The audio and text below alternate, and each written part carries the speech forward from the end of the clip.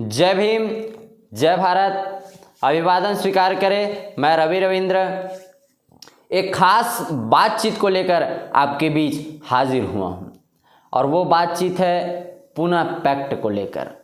आखिर पूना पैक्ट की ज़रूरत क्यों पड़ी और पूना पैक्ट से गांधी जी और बाबा साहब अम्बेडकर के बीच में ऐसा कौन सा समझौता हुआ कि आज भी पूना पैक्ट की सच्चाई को हमसे छिपाया जाता है।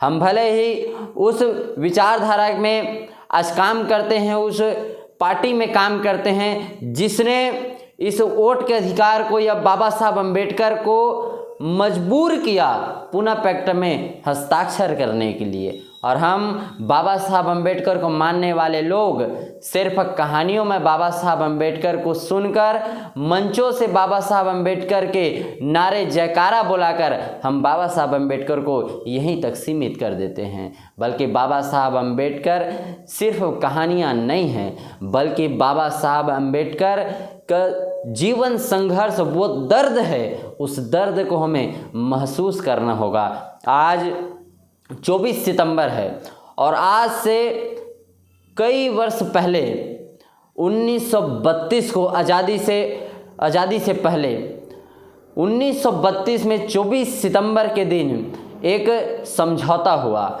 महात्मा गांधी और बाबा साहब अम्बेडकर के बीच, और उस समझौते को कहा जाता है पूना पैक्ट समझौता। जब पूना पैक्ट समझौता हुआ उसके कुछ वर्ष बाद बाबा साहब अम्बेडकर ने 1944 में किताब लिखा, what Congress and Gandhi have done to the untouchables. Congress और गांधी ने अछूतों के लिए क्या किया। 1947 में भारत आज़ाद हुआ। 1950 को भारत का संविधान इस देश में लागू हुआ और 1956 को बाबा साहब अम्बेडकर हमसे दूर चले गए। लेकिन गांधी जी की पार्टी कांग्रेस पार्टी सत्ता में आई, क्योंकि सत्ता का हस्तांतरण हो गया था। 1947 में जब सत्ता का हस्तांतरण हुआ, 1950 में संविधान बना और 1952 में प्रथम चुनाव भारत में हुए।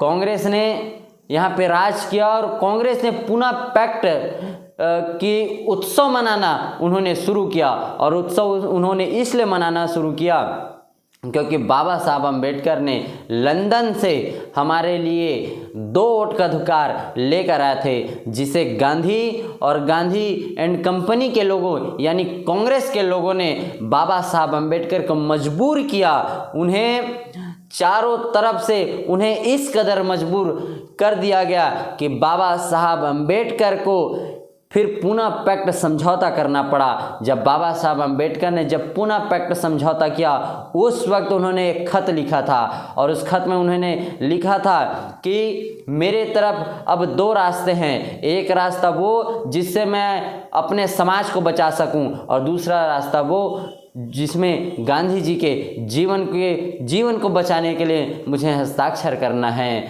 बाबा साहब अम्बेडकर असमंजस में थे उस वक्त, क्योंकि बाबा साहब अम्बेडकर के सामने इन लोगों ने समाज को प्रताड़ित करना शुरू कर दिया था। बाबा साहब अम्बेडकर ने सोचा कि जिस समाज के लिए मैंने ये अधिकार लेकर आया हूँ, अगर वो अधिकार ही उस समाज को नहीं मिल पाएंगे, अगर वो समाज बच नहीं पाएगा, अगर वो समाज जिंदा ही नहीं रहेगा, तो फिर इसे अधिकार का कोई मतलब नहीं है। और फिर बाबा साहब अम्बेडकर ने तमाम दलित, शोषित, जो मजलूम लोग थे, जिन्हें सदियों से दबाया गया था, इनके जीवन की रक्षा के लिए फिर बाबा साहब अम्बेडकर को पूना पैक्ट में समझौता करना पड़ा। और जब मान्यवर साहब कांशीराम जी आए, तब उन्होंने इस पूना पैक्ट को उजागर करते हुए फिर 24 सितंबर को फिर बहुजन समाज पार्टी के तत्वाधान में फिर पूना पैक्ट धिक्कार दिवस मनाने जाने लगा।